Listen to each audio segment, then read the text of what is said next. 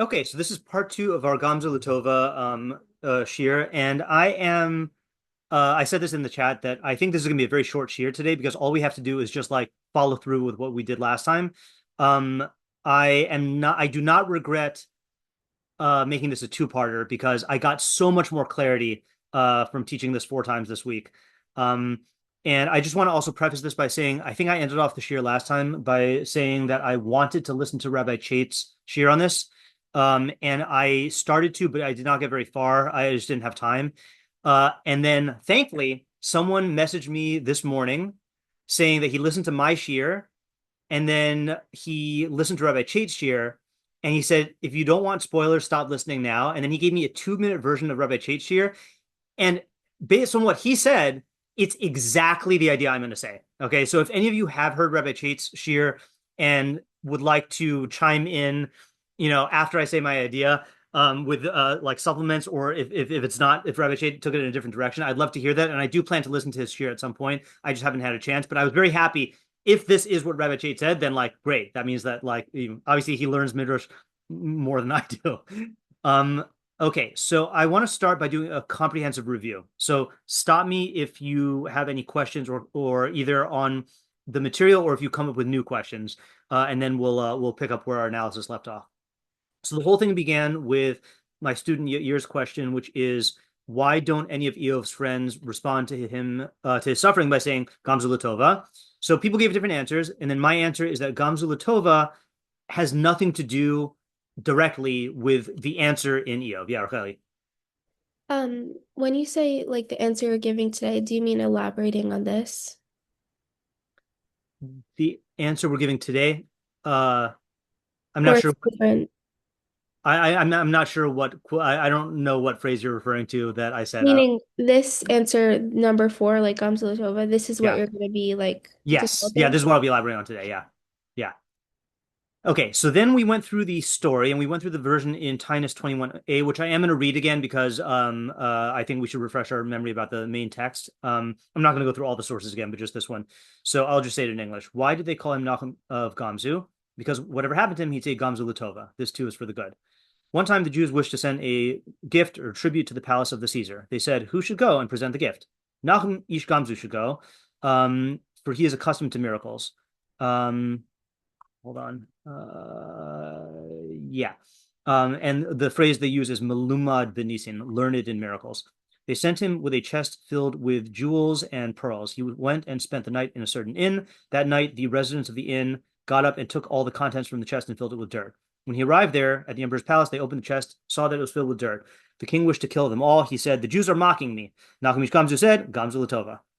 This too is for the good. Eliyahu Navi came and appeared to him, to the emperor, as one of them, one of the Romans. He said to him, meaning Eliyahu said to the emperor, perhaps this dirt is from the dirt of their forefather Abraham. For when he threw dirt, it turned into swords, and when he threw straw, it turned into arrows. As it is written about Abraham, his sword makes them as dust, his bow as the driven straw. There was one province that the Romans were unable to conquer. They tested the dirt and conquered that province. They, his servants, entered his treasury and filled Nachum Ish Gam Zu's chest with precious jewels and pearls and sent him off with great honor. When he came to spend the night at the same inn, the resident said to him, what did you bring with you to the emperor that he bestowed upon you such great honor? He said to them, that which I took from here, I brought there. They tore down their inn, brought the dirt underneath it to the king's palace, and they said to him, that earth that was brought from here was from our property. They tested it, and it was not found to be effective, and they executed the residents of the inn. So that's the story. So here are our questions. And if you have any other questions, feel free to add them. And I don't think I made these in order. So this is just like the way that they were asked. What is the idea of Gam Zu L'Tova? What is the definition of Tova in this context? By what metric and for whom? What did he mean? And what are we supposed to get out of it? Two, what is the main idea of this Agada? To what extent is the main idea from the events? And to what extent is it from the slogan? In other words, we could have just said, Nachum Ish Gam Zu said Gam Zu L'Tova, but clearly Chazal paired this with the story. So we're supposed to get something from both, presumably. How would our learning of this incident change if everything were the same, but he didn't say the slogan? Three, what is meant by the characterization that he was melumad benisim, learned in miracles? We see from an example from the story. What is the general principle? Four, what is Eliyahu doing here?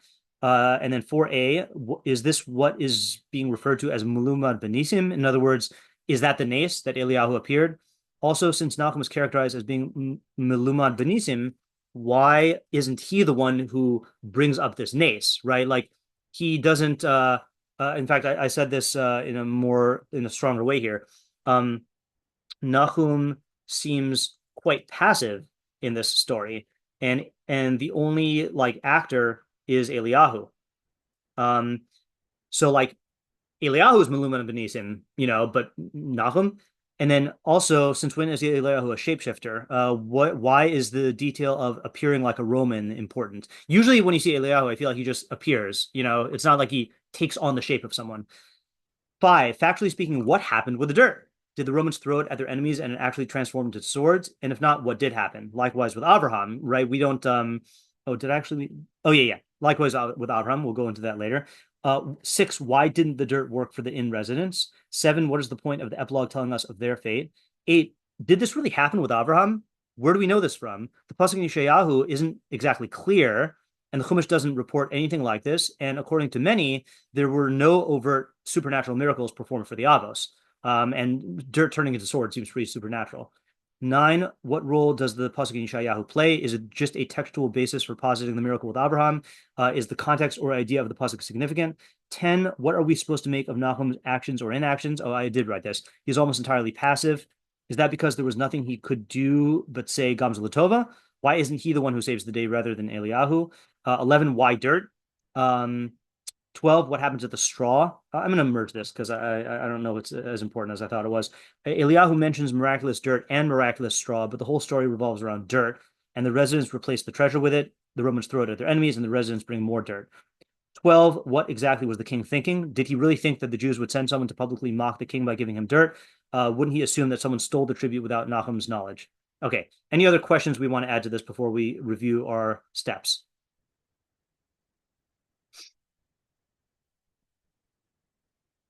Okay.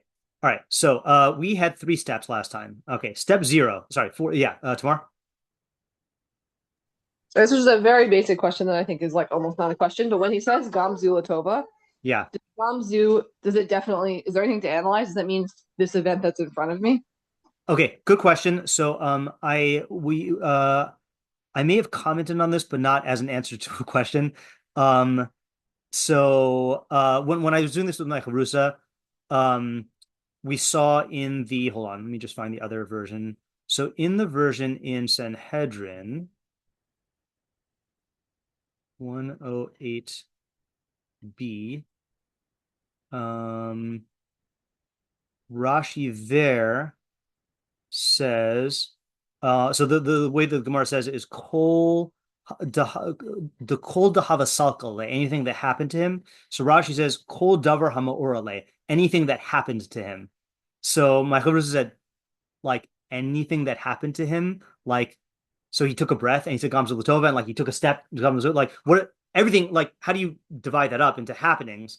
So our Rashi says to calculate kol hamaoralo afilu ra'a, even something bad. So that's how I took the answer to your question. That's my answer to your question, which is what it means by Gam is even the things that you wouldn't think to say are good, those he said are good. Does that answer your question, or are you asking something different? Or does it not answer your question? That answers my question. Thanks. Okay. Yeah, Essie?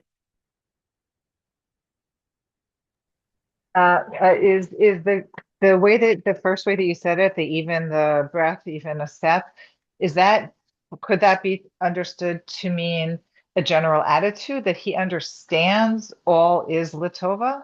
Like something, you know what I'm saying? It That could yes, be. yes, stop Yeah, those things. it definitely could be. Yeah, it's just it does not seem like plausible for him to, I don't know, to exclaim Gam Zu Latova. And by exclaim, I don't even mean verbally. I mean like, I don't know, like to me, Gam Zu Latova, just the way it's phrased, is in response to a thing that happens, to a happening.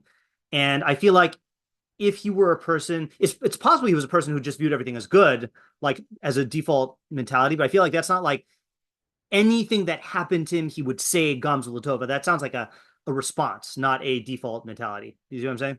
Yeah, it's not like a philosophy. That's kind of what I was I thinking, mean, that maybe it's so a the Gam Zu philosophy of what Latova, Tova is or something. right? Like Tova is something, anything that happens is Tova somehow. So it could be, but it also does not.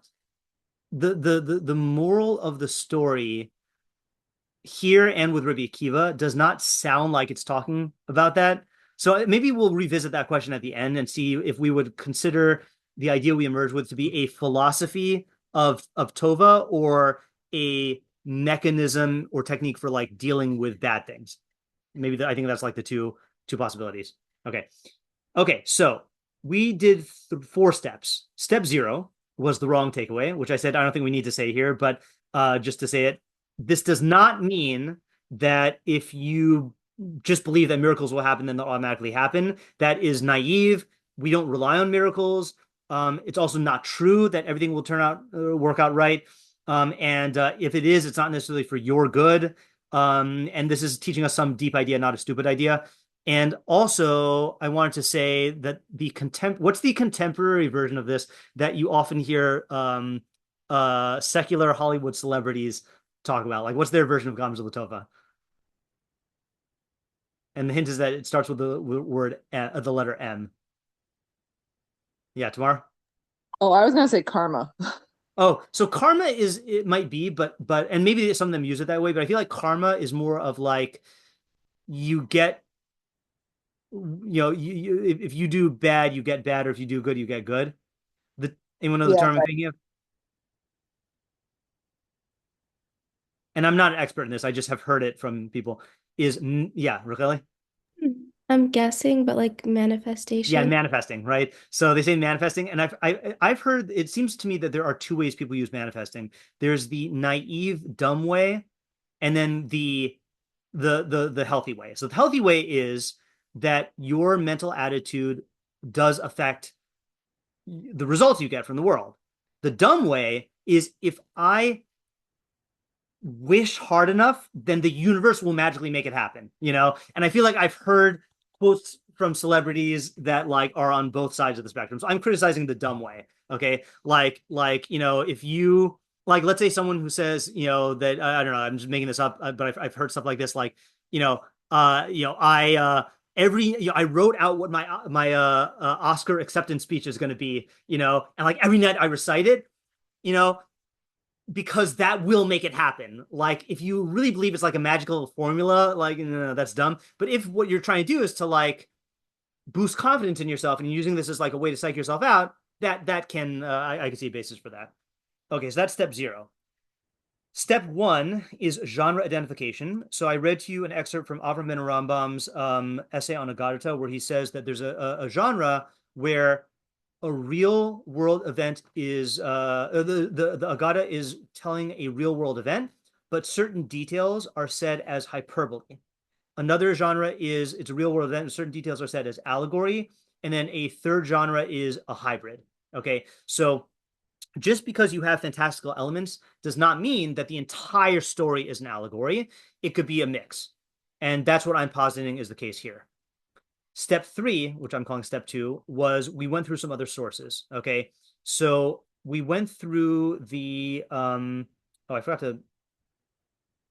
Okay, this is the Rabbi Akiva story. Okay, so the Rabbi Akiva story was everything that heaven or that God does is for the good. Okay, and that was the story where he was looking for an inn. I'll just read it. It's short enough. Sorry. Spoiler alert. We're not going to read it. All right, so he was looking for an inn and he couldn't find one, and he went and slept in the field. And he had a rooster, a candle, and a donkey. And the candle went out, the donkey and the rooster got killed. And then he said, everything God does for the good. That night, then an army came through and took the people in the town captive. And he said, didn't I tell you that everything that happens is for the good? So it seems like that's similar. And the Maharsha said that the 2 stories are related. Okay. Then we learn the halacha, which is when something bad happens, and you say the bracha, bruchata. Yeah, Vega? So it's great that Rabbi Akiva said everything that happens is for the good in that context, but Yeah. like for him it ended well, but for the people in the town it didn't. Yeah, So right. like I guess how broad is our understanding of good here? Correct. Right. And so it's possible I wrote that down there, but I'm not going to go down there because I don't want to spoil things. But I'll write it again here. Is like, was this really good for the townspeople? And if not, what does that reveal about the meaning and or limits of his slogan? Yeah. Okay, so then we did a halacha, which is that when you say a bracha on something bad, when you say bracha Tashem Elokim Melech Dayan Emes, you should have the same emotional state or mindset or attitude as you do when you say a bracha on the good. And we said, which is a shechianu or a tova metiv. Okay, shechianu if it's good for you, hatova metiv if it's good for you and other people. So our question was, how is that possible, right? When your house burns down, you should say a bracha with the same attitude as when you win a house in the lottery? Like, that's crazy. So the Rambam answered that this is not even dependent on Judaism or God. It's something that any thinker knows, which is that many things seem good at the outset, but they end up being bad, or they seem bad at the outset and they end up being good. And if you internalize the principle, you will not allow yourself to get locked into the immediate emotional reaction, or the worse, the cognitive judgment dictated by the emotional reaction. And you will be like the farmer, which was another source we did, who said, good, bad, it's hard to say. Now, the funny thing is the Rambam quoted Rabbi Akiva saying that this is expressing the idea that everything God does is for the good. But the way he explained it was with a farmer, saying that you shouldn't get overly excited or overly upset. So he didn't quite spell out how those two are reconciled. Okay, and that's what led to our third thing, which is what is the relationship between these two principles here? And the way I explained it, based on the pasuk in Mishlei of Daga belev ish yashchena v'davar tov yisamchena, that if there's worry in a person's heart, he should lower it and then convert it into joy with a good thing, is there's a two-step process. First, you have to take the anxiety or the bad reaction, and you have to realize, I don't know, just because this feels bad now or looks bad does not mean it's going to turn out bad. And if you practice that long enough, and you're able to distance yourself from that emotional initial reaction, it will allow you to be able to see the good in things. Okay. So based on that, I think that sets us up perfectly for the Gam Zu story. Okay.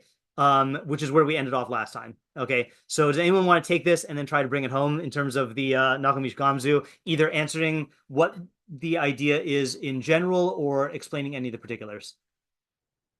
Answering any of the questions.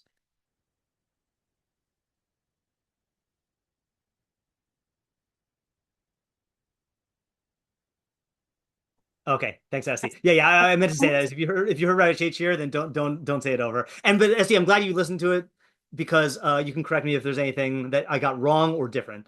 Yeah, Rivka? I don't remember it so well, but I know okay. I remember the explanation of this. Okay, good. Yeah, Rivka? Oh, sorry. Oh, you muted yourself again. Hello, can you hear me? Yes. Okay, sorry. Yeah. So maybe Ish Gam Zu is actually like saying like he's, or from the story of Akiva, we can tell that like the good that's personally might seem good is not necessarily good for everyone. It's still a measure of good. So somebody who understands what good is can learn to look beyond what feels bad in the moment and try to figure out what is the real good, how does it affect me in a good way, how does it affect others in a good way, but not necessarily like in the same time that it's something comes down to them. Okay. That is a good takeaway from the Rabbi Akiva story in answering our question about like it didn't work out well for them, is that just because it's good does not mean it's good for everyone. Yeah, Yeah. right, that's a good answer. Okay, anyone else? Yeah, Ayala? This is just like, it's not at all developed, but just Sure. beginning with that about the original story of Gam Zu bringing the dirt. I'm just Yeah. thinking about like Eliyahu and what that could mean. And maybe it doesn't literally mean Eliyahu, but maybe it means like somebody in the king's thing was like thinking of a positive idea of what the dirt could be. And I wonder if somehow like Nachum's attitude of like Gam Zu Latova is like perceptible by the people around him, such that interesting. such that like the king or the servants were able, like somehow we're looking for something positive in it. I don't exactly know, but something like that. You know what's funny? So no one has said that yet, but that fits in really, really well to the theory. Okay. And in fact, it enhances the theory, not just fits in. Okay. So let me share my theory. Okay. I'm going to state it in broad terms. Then I'm going to walk us through the incident in light of the theory, and then I'm going to raise and answer a bunch of questions on the particulars. Okay. So the main theory is like this: is Gam Zu Latova means that that if you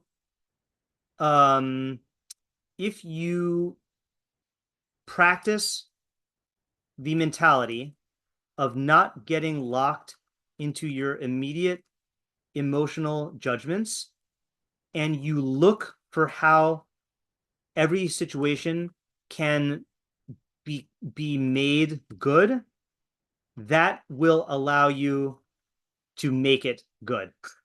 Okay, and that's not the most eloquent way to say it, but that's the thing. And I actually want to pair this. Did anyone remember? Did I quote Seneca last time? The definition of fortune. I don't think so. Okay, so to me, I mean, I love the Seneca quote. I don't even know if it's a real quotation. I've seen it on the internet, but I don't know if I've seen it inside. But the way he says, fortune is what happens when preparedness meets opportunity. Okay, and my understanding of that is that, and I think as a Roman, he was speaking probably against a more superstitious idea of fortune. They had Fortuna, which is the goddess of fortune. And I think that he's saying fortune is not some sort of magical like luck or favor or divine like blessing. It's that you need both things. Is if you are prepared for something, but you never get the opportunity, then it's not going to work out for you. But if you get the opportunity and you're not prepared, it's also not going to work out for you. You need both. Yeah, Steve? Fortune favors the prepared mind. That's good. That's good. Yeah, I've never heard that, but that is a good one. That's what I always say. That's what I always say. Like, oh, you did this thing. Well, if you were prepared for it and you understood and you knew what you were looking for, you can. That's good. And I like prepared mind. Things. Yeah, I like prepared mind. I think I first heard it with regard to, I forgot, it was like an atmospheric phenomenon that I was looking for. And someone was like, oh, that's so cool. I can't believe you saw that. And then I heard someone said, well, fortune favors the prepared mind. If you understand what you're looking at and you understand what you're looking for, you can see things differently from if you're just being passively experiencing your life. Correct. My favorite example, or not favorite example, my example that is I relate to the most is I used to watch a lot of Magic the Gathering like streams, on YouTube, where you have like expert players playing the game and then talking about like narrating their thought process.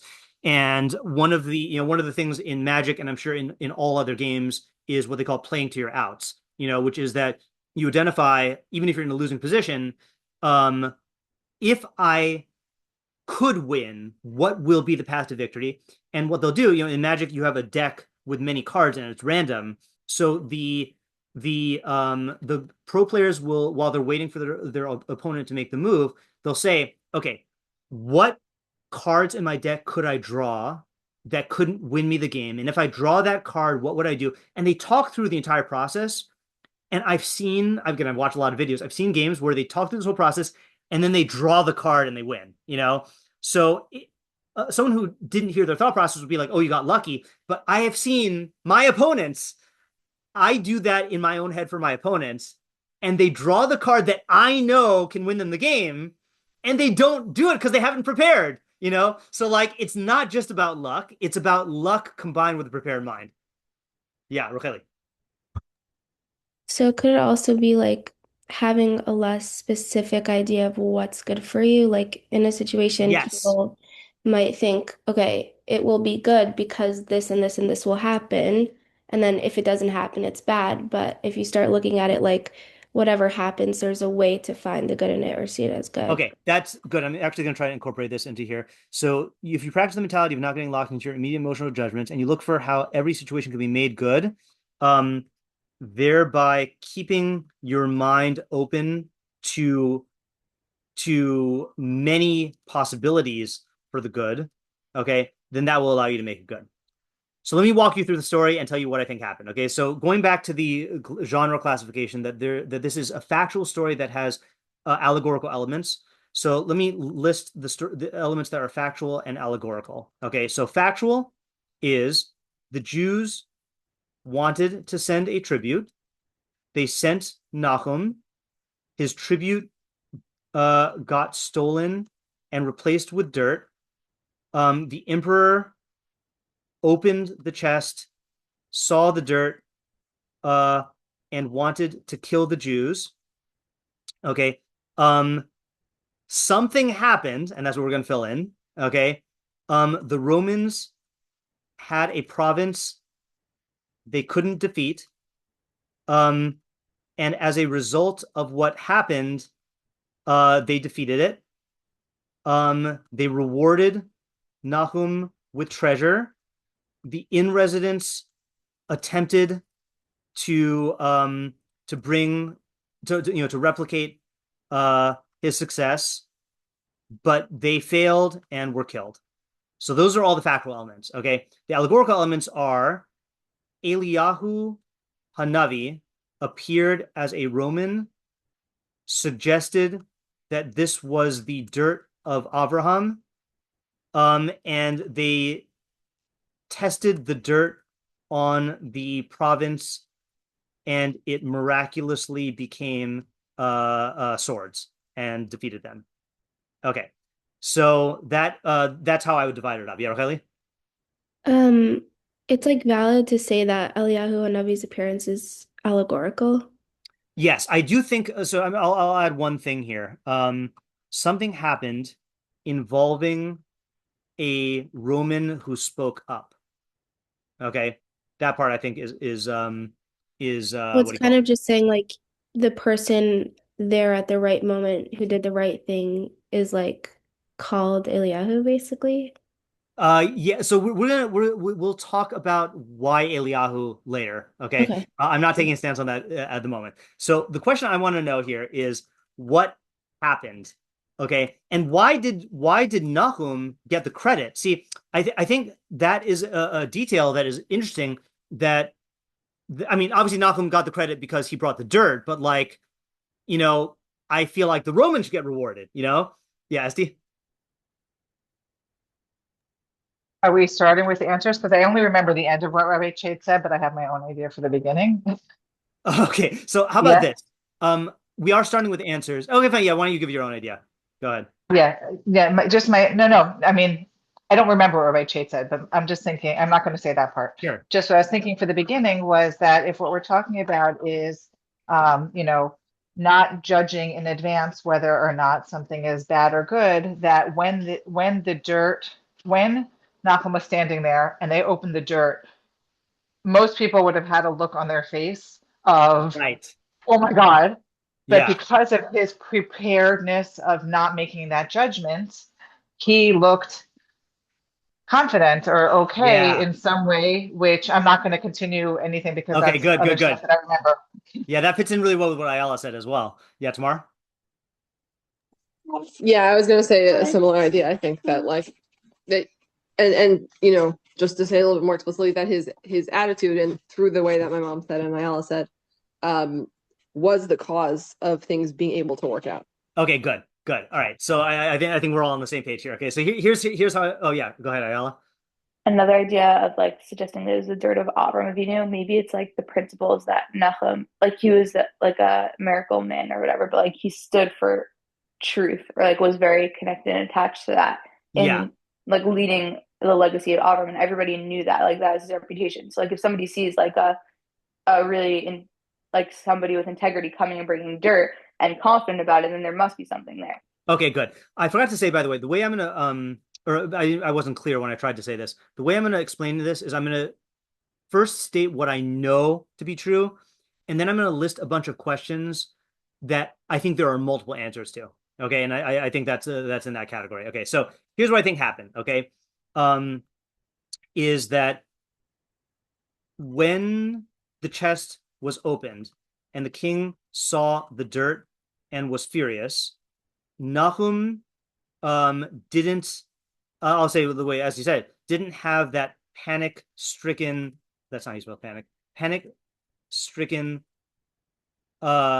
stricken look on his face, okay, because of his Gam Zu Latova attitude, okay? His mind started working for how to turn this situation around, okay? But he knew he couldn't say anything, without risking making the king angrier. Yeah, Kelly? I just want to comment that it's so interesting because it shows like how deeply it can go. Because I think also a lot of times people say, "Oh, Gam Zu," like after maybe a few minutes of like being very distressed about a Yeah. bad situation, and it takes a while to kick in. So the fact that he didn't at all have that first like quick reaction just is very. Yeah. That's a good point. By the way, I do think that you can implement Gam Zu even if it's not internalized to the degree that it was for him. Yeah, But I I think think. this is the full expression Yeah. of it. Yeah. Okay. So at that so I'm gonna go ahead and use what Ayala and Esty and Tamar were suggesting here is a Roman on the sidelines. Okay, and I'm assuming that this is like someone who was like who the king listens to, like this like a minister, someone who who had influence, um, spoke up and said, "Look, king, no idiot in their right mind would travel halfway around the world to bring a tribute of dirt to mock the king and endanger his entire people." Okay, something else must be going on here. Okay, let's let Nahum explain. Okay, so that's when he made his move. Okay, so Nahum then explains. Now, this is the part that I think you can debate about a little bit. But this is my Chavrusa Ken came up with this particular angle here. I wanted to say, by the way, that the dirt wasn't even like I wanted to make the whole dirt into a metaphor, but Ken thought that it seems like the dirt was really real. So what Ken said is Nahum then explained that that his real gift was an idea symbolized by the dirt. Okay, an idea for a military tactic that would allow the Romans to defeat their enemies. Okay, so he explained the tactic. They tested it, and it worked. Okay, that's why they rewarded him. And then why didn't it work for the innkeep residents? I think this should be easy now.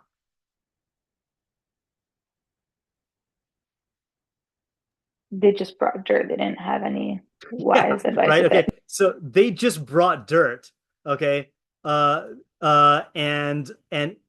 thought that that's what the king was valuing. Okay. But it wasn't. Now, you could argue with me and say that that the story does not say they just brought dirt, because it does say Badkuha, they tested it and it didn't work. Okay, but so you could say, I think you could say alternatively, um they tried to like present the same tactic using the same technique, um but it's not going to work twice. Okay, and an example of this, by the way, would be like, I think we can all agree that the most impressive thing that military tactic that Israel used in recent times was the whole pager explosion thing. I guarantee you that like if someone comes up with a similar plot and suggests it, like no, like that we used that one up already. Like it's not gonna work a second time. In the chat, Rivka says, I think there's something out here with the two pockets. One has a note, the world was created for me, and the other, I'm nothing but dust and ashes. And the Gam Zu is either good for the person or for others, and you have to learn to appreciate both possibilities to be able to accept even any good. Otherwise, it will seem bad and lacking in some way. Okay, I'm gonna come back to that in a little while. I think that has to do with why Rabbi Akiva was or why Eliyahu was like a Roman. Okay, we'll come back to that in a second. Yeah, Esti? Oh, no, I was about to ask if you said anything about Yahoo being a Roman. Yeah, we'll do that in a little while. So, Yeah. so Oh, okay. sorry, no, go ahead. Can you can you say again, what did Nahum say? So I just don't recall that part what of the Nahum story. said is he said, so again, you got to picture it, he's stuck there with a chest full of dirt. Okay. And this Roman says, clearly Nahum is not bringing dirt. Let's hear what he has to say about the dirt. So he did bring dirt, right? He can't like get out of that, and he can't say that the dirt, this is for your garden, your majesty. Like, I don't think that's going to work, So what Ken wanted to say is that he said, I'm bringing you, like essentially an idea. I'm bringing you a tactic that is represented by this dirt. Okay. And he So it's taught. not in the story? It's not. It's It not in the doesn't say story. anything. He said anything. Okay. I just That's didn't the part recall that's being that. told allegorically. Okay. Yeah. And I'll explain why he's not the one who says it and why Eliyahu said it. I'm only halfway through explaining so far. Okay. But that's what he was doing with the dirt. Yeah, Tamar? First of all, I think that the idea, like Ken's explanation, is I think it's an interesting idea, and I think it's probably a good fit for like the Abraham reference. I don't know if you're going to go Yeah. into that at all. Yeah, Um, okay, yeah, that's my question also. And then wait, I had another question. Give me like 1 second. sure. Oh yeah. Do you think you're going to address at all? Like this was an event, like Rabbi Akiva's event seemed to affect him personally, and this was an event that had to do with the Jewish people. Are you taking that up at all? Yeah. Okay. Yeah. Okay. All right. So let me do this. Let me answer all the questions. Okay. And then if you have more questions, then we'll do this. This part I'm sure about. I'm now going to open a bunch of questions where I think there are multiple possibilities. Okay. So and I'm going to list these like at the outset just so you know where I'm going. Okay. So what's the deal with Eliyahu? Okay. And then if why did he appear? Do I want to address this in two ways? Yeah, as a Roman. Okay. And then if I'm right, and Nahum is the one who suggested this, why is it attributed to Eliyahu? That's one question. Another question is why dirt? And then why the dirt of Avraham Avinu? And then the third question is why did Chazal choose to tell this this part of the story allegorically? Okay. So those are the three questions I want to answer. Okay, so let's start with the Eliyahu thing, and I'll open up the floor for answers. Yeah, Tamar? Just another question, I guess. Yeah. Which was a question that you already asked, but like, how does this explain Miluma Benisim? Yes. Okay, yeah. Why is he Muluvad ben Nisan? Yeah. I just want to think where I want to fit that in here. Yeah, you know what I'll do? I think I'm gonna come back. These are the questions that are part of the explanation. Then we'll go back and like see all the other questions and see if we answer all of them. Yeah, Racheli? Can I try answering why dirt and why the dirt of Avram Avinu? Or you want to? Sure. I guess more like why specifically of Avram Avinu. Like Yeah. maybe it's just like Jews are considered like B'nai Avraham, so it's like connecting it. I don't know. Okay. Isn't that just Okay. obvious? So that was the first possibility I thought of as well, is that he branded this as a Jewish strategy. Okay. Like Jewish wisdom or historical like legacy of Abraham defeating the kings. Okay. And yeah, ancestral wisdom. Right, ancestral wisdom, something like that. And that's also going to be good for the Jews, right? So yeah, that's one possibility. Anyone have another possibility about why dirt or why dirt of Avram Avinu? Well, also, didn't you say that the dirt was like not allegorical?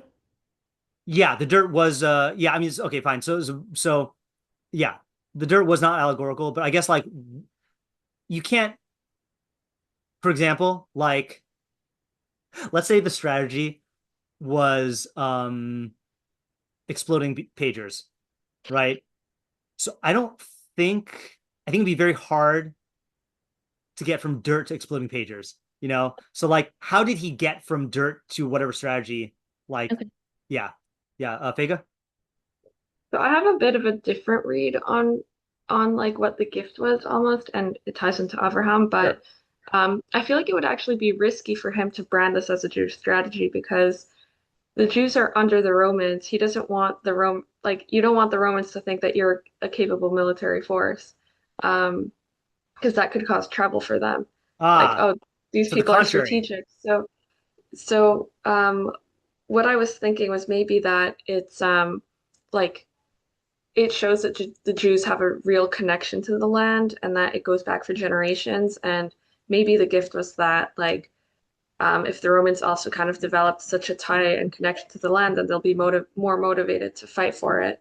And that would like renew their motivation and zeal Interesting. for it. I hear your answer, but I disagree with your question. I think that this is not this if anything, this is going to make the Romans view the Jews as more loyal because he's giving this weapon to the Romans and saying, I, as representative of the Jews, am giving you this gift of this strategy, which shows that I have your best interests in mind.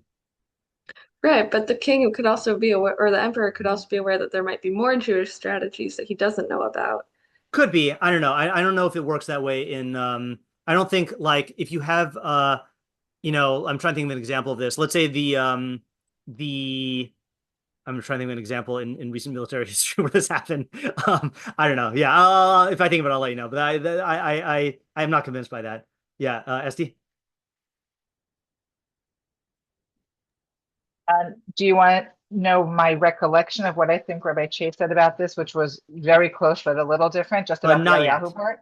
Not Okay. yet. Yeah, I'm gonna give all my answers first, and then we'll Yeah, I didn't mean Eliyahu. I didn't mean Eliyahu. I meant yeah, no, the just I just want to give what he all did my with the answers for dirt. Yeah. all these Yeah. questions. Yeah, Tamara? Can I give like an allegorical explanation for the dirt, or is that can we not do that No, because you can. Yeah, you can give one, and I'm open to that possibility. Yeah. Yeah, I was just thinking like that. I mean, to me, like I think the one of the aspects of dirt is the like mundaneness.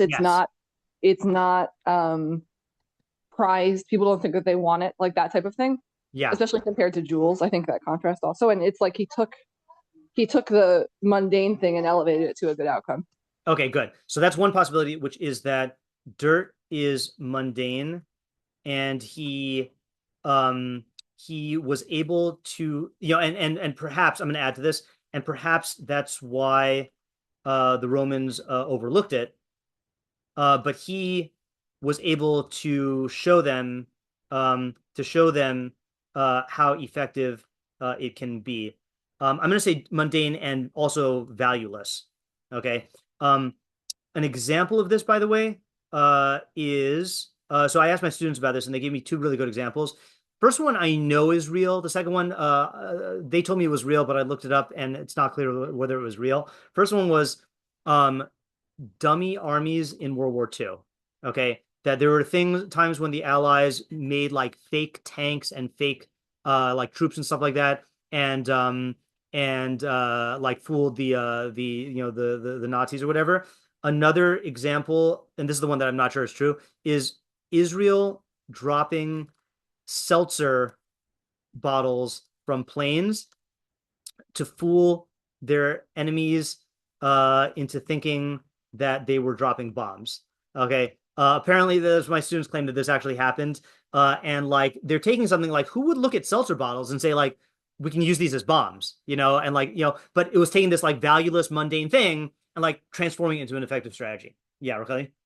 Okay, so in the same vein of like dirt symbolizing like connection to the land, Yeah. maybe he gave them like valuable knowledge of the province, like that they didn't have in order, like That's good. yeah, that they had a better Okay. grasp of the. Yeah, okay. So give me 1 second here. I'm trying to think if this is in the category. Okay, I'm not sure if it's the same category as mine, but like maybe the strategy resembled, or like I guess, or thematically, this is resembled dirt. Okay, like it had to do with the terrain, or what Ken said is like it had to do with swarming them in small numbers, something like that, or one of my other students suggested like involved low to the ground tactics. So something like that, which I think is different than answer two. Answer two is the dirt symbolized something. The nature of the strategy was symbolized by dirt, whereas here the particulars of the tactics were symbolized by dirt. Yeah, Tamar? Yeah, I was just going to suggest another example, which would be like guerrilla warfare, which might also Yes, fit in with that's actually one that Ken said, guerrilla warfare. Yeah, I like that as well. Yeah, Rivka says in the chat, is it like when people kiss the dirt of the land of Israel because it shows you can value whatever it is you value, whereas jewels and other things can be stolen? Yeah, I think that does fit into number two. I had another way of thinking about this, which is what if I asked you what association between Avraham and dirt can you think of? I had one in mind, but then I realized I think there are three. Yeah, Esty? He said, "Anochi al parva." Yeah, that's one I associated. Okay, so Abraham compared himself to dirt. Again, dirt and dust is the same thing. Dirt and ashes to express his humility. Okay, so how do you think that might relate to this?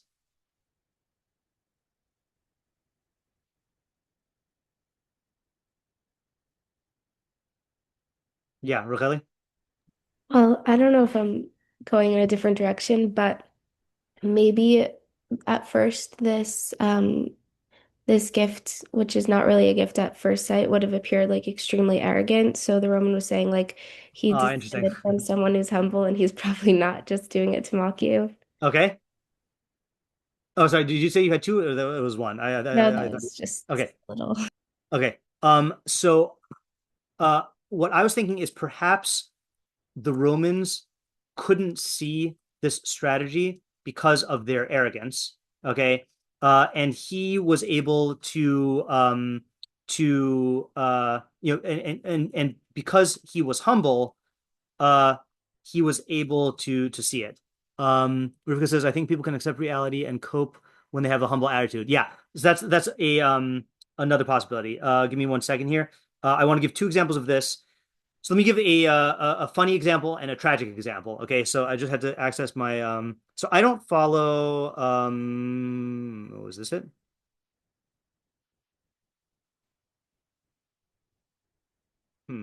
Wait. Sorry, hold on just 1 second here. This is on a podcast I listen to, which is I can't why can't I not find it? This is on a search engine, which is one of the few podcasts I listen to every episode of. Oh, here we go.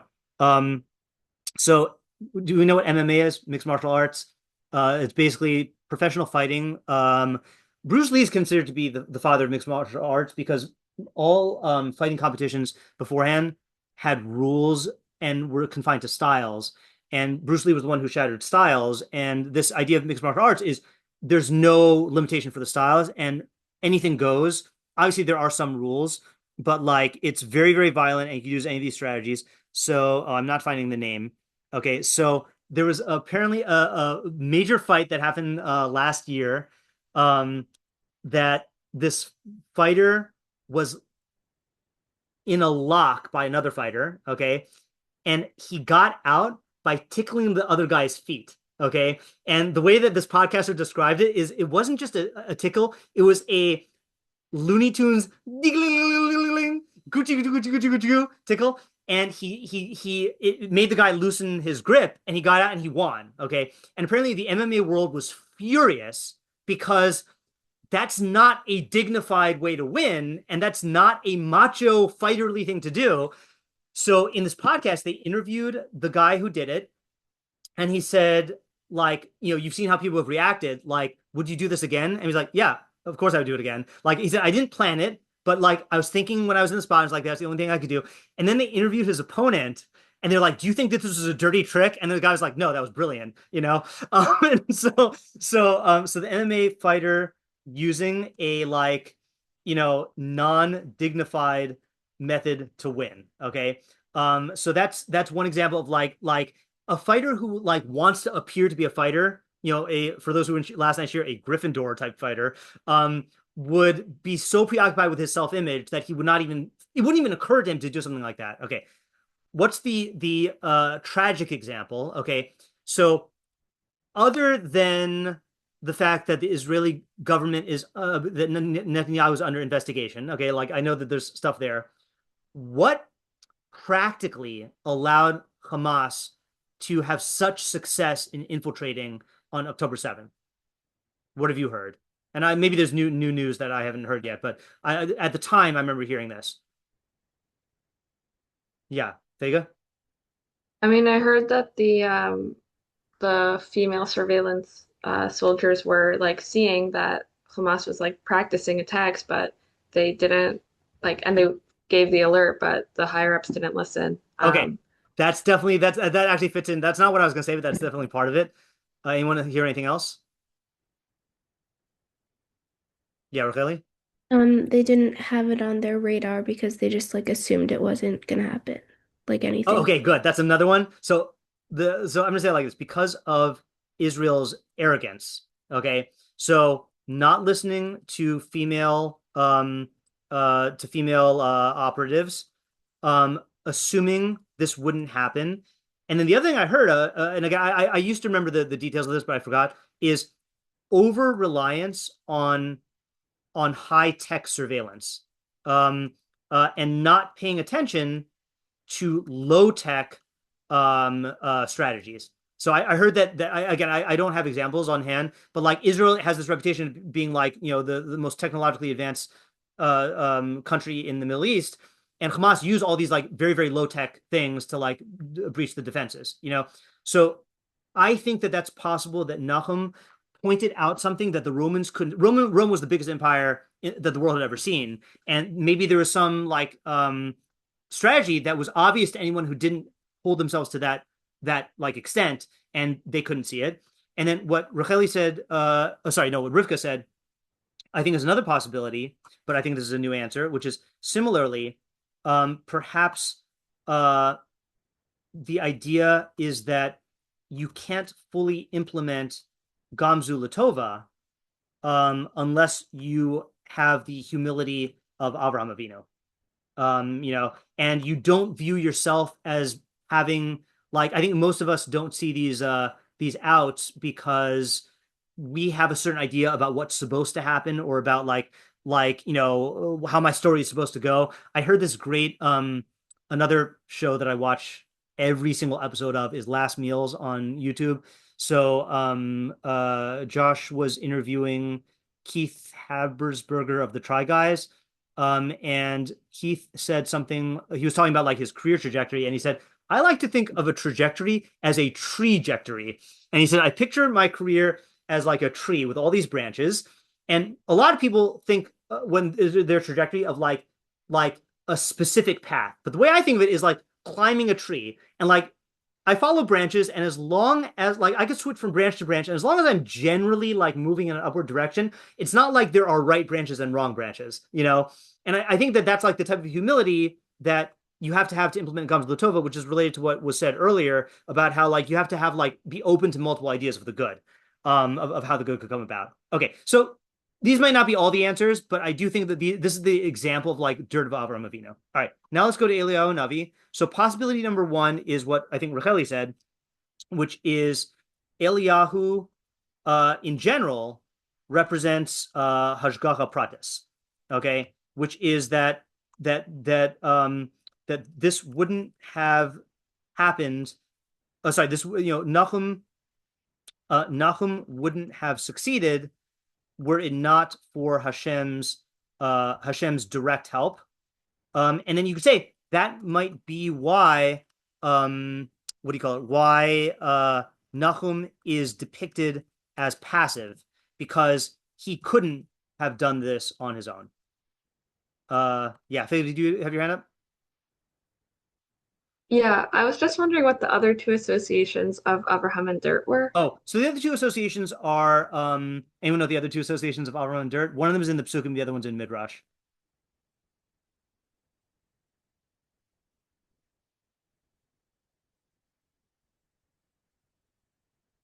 So in the Psukim, it's that Avram's descendants are going to be like Afar, like the dust. But I didn't come up with an idea for that one. And then the other one was actually suggested by Rivka's son Moshe, is that Avraham washed the dust off of the feet of the travelers, and it would have something to do with the Avodah Zarah. So actually, you could have come up with an idea for that. Maybe that the Romans were not seeing something because they were preoccupied with an Avodah Zarah way of thinking about it. And they had some sort of belief. Like it reminds me, I think Rabbi Moskowitz is always quoting this. I don't know if Rabbi Chait also quotes this, that apparently Ronald Reagan's wife, Nancy, was very into astrology. And I don't know if she actually like suggested to her husband certain strategies based on astrology, but like you could picture the Romans doing something like that. Or the Rambam says that was the sin of the Jews during Bayis Rishon, is that instead of relying on military strategy, they relied on astrology. And that's the Avodah Zarah. So it could be that Nahum like suggested a Abraham dirt washing off strategy, like something like that. So some sort of symbolism thing. Okay, so that's Eliyahu in general representing Hashgacha Pratis. What else is Eliyahu associated with? What's his unique job among Nevi'im?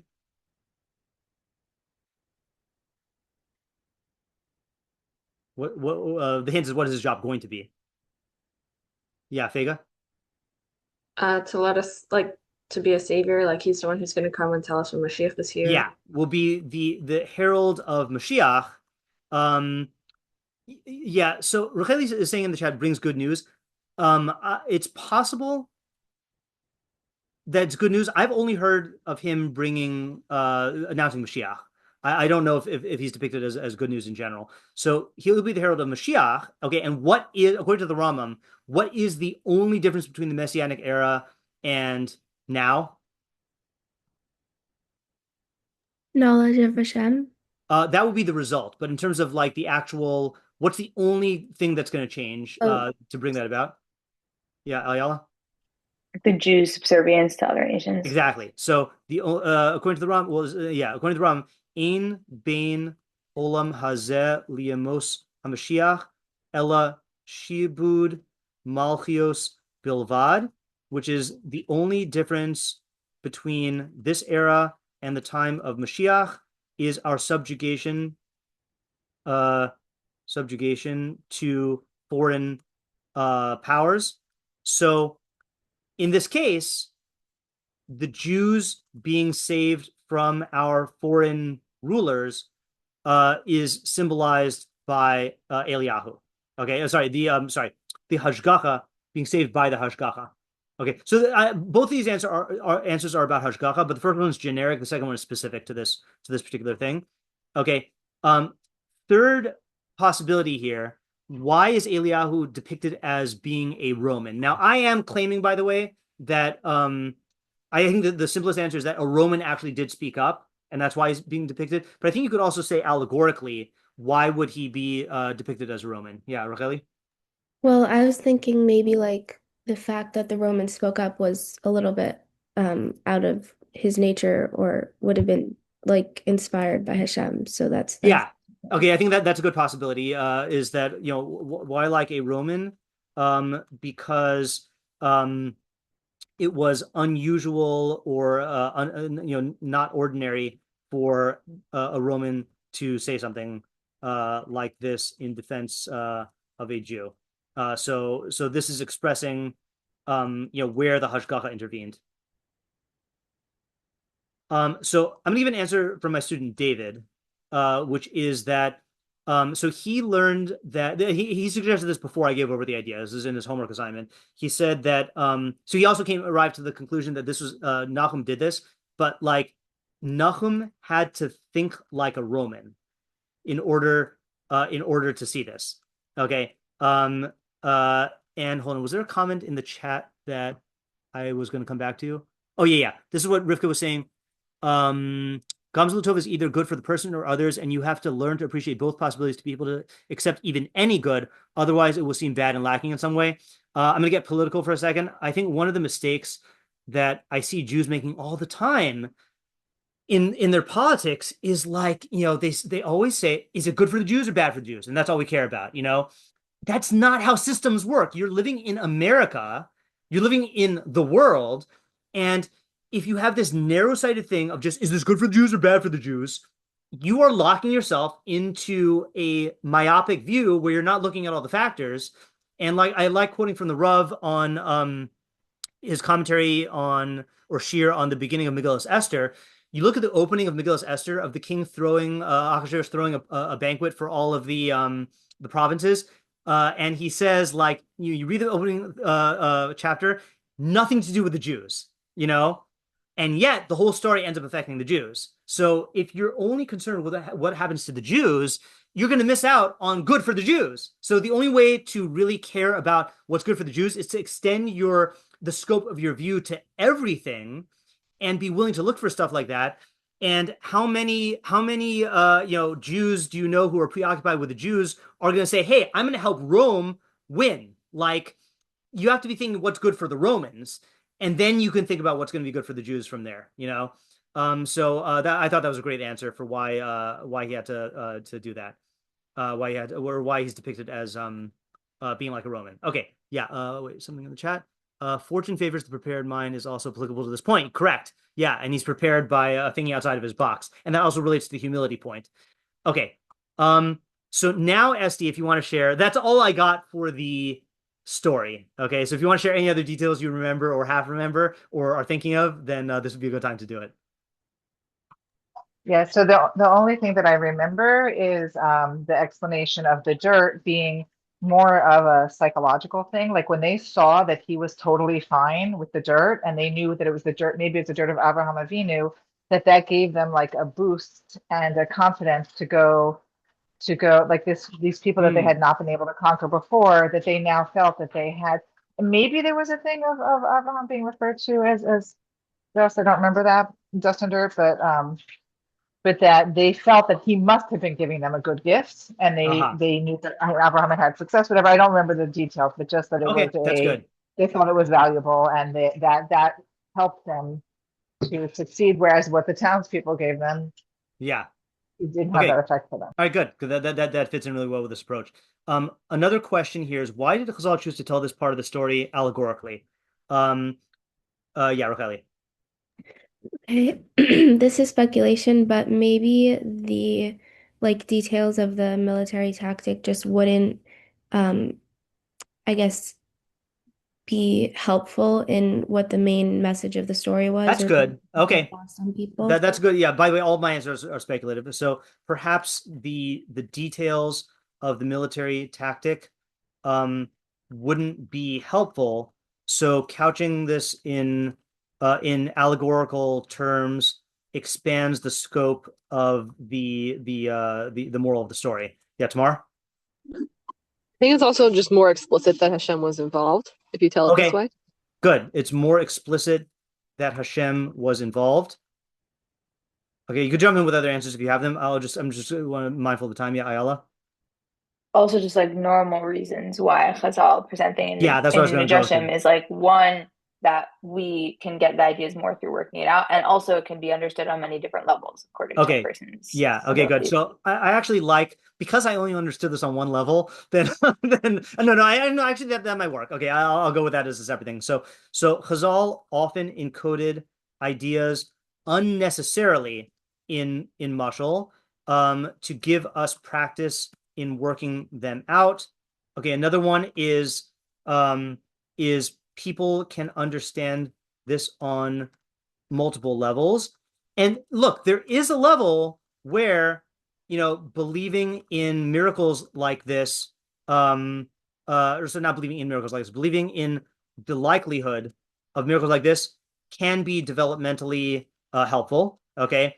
Another thing, I think this is just a simple one, is the story is more impactful this way. Okay. People remember it. And that's and that's good for learning. And I also want to say another thing that for the contemporary thing is it's more epic. Okay. And it's related, but I'll give you an example of this is why does Israel call it the Iron Dome instead of targeted missile shooty downy thingy, right? Because it's more epic, and Israel is very, very good at coming up with like epic names for its operations, and on the wings of eagles, right? I forgot all the names of these things. And by the way, like one of my students was bothered by this and said like, but yeah, won't people take this literally? So in the same way as that Israel does not think anyone is gonna mistakenly think that there is a giant iron dome over the country, and yeah, maybe 500 years from now, someone will find a newspaper article that says Israel, protected itself with an iron dome, and some idiot will say they built an iron dome around the whole country, and someone will say like, no, obviously that's the metaphor. And we even say this in our everyday like speech, like I asked my students this example: when you are on a basketball team and you beat your enemies by a lot, what do you say? You say we crushed our enemies, our opponents, or we slaughtered them. Did you actually physically compress them? No. Did you actually murder them? No. But that's how we talk, So that's another example. In the chat, Rivka says there has to be something here about Eliyahu's connection to Bris Milah and double-edged swords and Dustin's swords, but I can't formulate a connection on the spot. Yeah, I have to go back and look at which of these connections are post facto and which ones are actually in Chazal, because some of these like attributions to Eliyahu Navi came up like later on in ways that Chazal didn't use. So we'd have to look at that. Okay, let's really quickly just go back and see which questions we did not answer. I'm going to run through this really quickly. I'm not going to write them down. Okay, so what's the Ayala? Did we discuss how he's Maluma Benisim? No, we're going to do that now. Actually, what I would do before I do this, I just want to formulate. I just want to go back to the main idea. So I know I just wrote this, but the main takeaway, just I know some people have to go. Main takeaway, okay, is don't get locked into your immediate emotional judgment of how bad a situation is. Keep an open and detached mind, which will allow you to look for the good and to bring it about. Okay, and if you internalize this, that will increase your odds as well. And by the way, this does connect to my favorite Stoicism, one of my favorite principles of Stoicism. So I have my Stoic medallion. This is the picture from the website. The obstacle is the way. The impediment to action advances action. What stands in the way becomes the way. Similar idea, although without the hashgacha there. And the actual phrase from Marcus Aurelius: in one respect, man is something with the closest affinity to us, in that it is our duty to do good to men and tolerate them.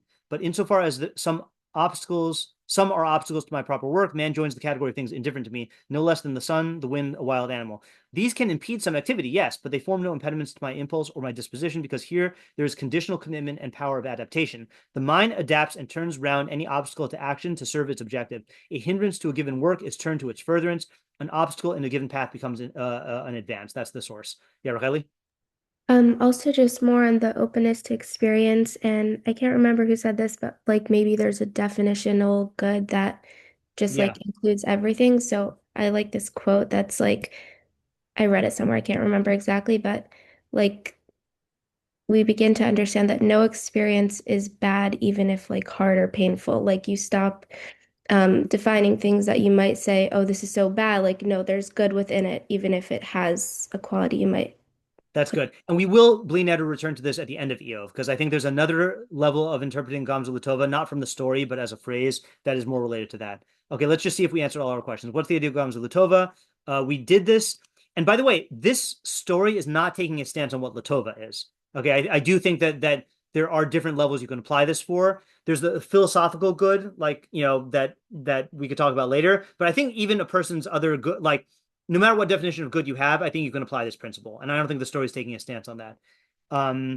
What is the main idea of the Gada? We just said that. What is the main characterization of Maluma Benisim? So it's funny. I think this is also, so either this means that he was on the level to get this hashgacha. I think that's one simple interpretation. The other one is, what do we call someone who is able to take situations that people think are hopeless and make them work? A miracle worker. Right? We do say like, oh, you're a real miracle worker with business deals, with relationships, with like, with strategies. So I think that like it could just be a miracle worker in that sense, that he was really good at thinking on his feet and turning situations around. What's Eliyahu Hanavi doing here? We answered all of these things. Factually speaking, what happened with the dirt? We answered that. Why didn't it work for the in residents? We answered that because they didn't supply the idea and they didn't have this. What's the point of the epilogue? I think the point is that it's not magical. It's not magic dirt. And that's the clue that this is again, it's not like you get magic dirt and that makes you succeed. Did this really happen with Abraham? I don't think you need to say that. I don't think you need to say that Abraham, maybe he did have this quality, maybe he didn't. But this whole thing with the dirt and killing the kings with dirt, I don't think that happened with Abraham. And even positing it, I don't think there's a reason to posit it. I think this is just like a either the way that Nahum branded it, or the way Chazal want to tell it, or the way that they attached it to the pasuk. I think the pasuk is just a textual hook. I don't think you need the pasuk, and the proof is that the version of the story in Sanhedrin does not mention the pasuk in Yeshayahu. So I don't think it's essential.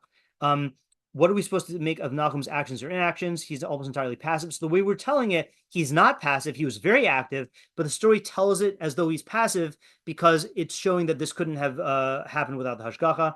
Why dirt? We answer, what happened to the straw? I think that's just from the pasuk. And then what exactly was the king thinking? So the king was really mad, but the Roman talked some sense into him, saying like no one would really just bring dirt to insult the king. Yeah, Esti? Also, Nahum's activity was really beforehand. In other words, once he was already Right. there, the attitude was in place. He didn't have to come up with it at that moment. He had already done the work in advance. Yes and no. I mean, I'm willing to agree with what people are quoting from Rabbi Chait that the work of developing Gam Zu was done ahead of time, and that his radiating that did have to do with the reactions. I still think that he suggested a tactic, so he still had to think on his feet.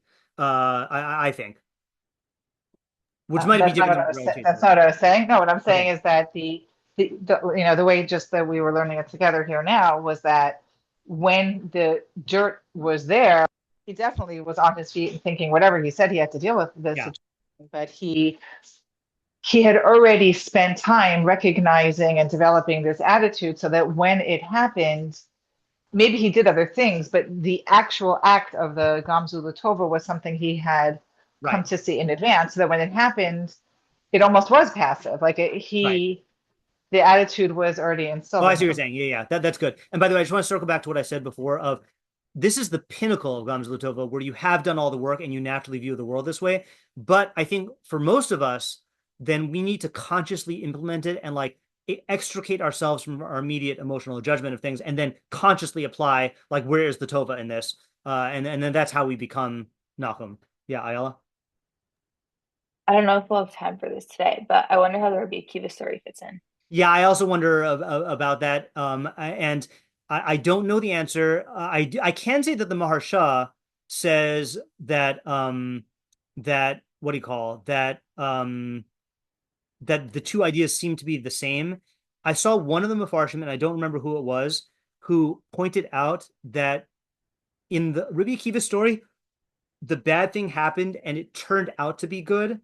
But in the Nahum story, he made the bad good, and it's two different levels of applying it. In other words, Rabbi Akiva did not like it worked out for Rabbi Akiva, and he had that mentality. But there's no like he didn't leverage his position to become more successful. So it's two different levels of applying this idea, which I think is a nice idea. Yeah, but there's probably more to it. Okay, I think this was a fun and good learning of Midrash. At least I gained from it, and I will share Rabbi Chait's shiur in the chat in case anyone wants to listen to it. And if you hear anything, I'm going to try, but I might not have time. If you hear anything that you want to share or any comments that you have, follow up on that or on this, then let me know. All right, thanks for coming. And next week, Bli Neder, we will continue with Eov. Thank Okay. you. Have a good Bye. job. Thank you. Have a good Shabbat.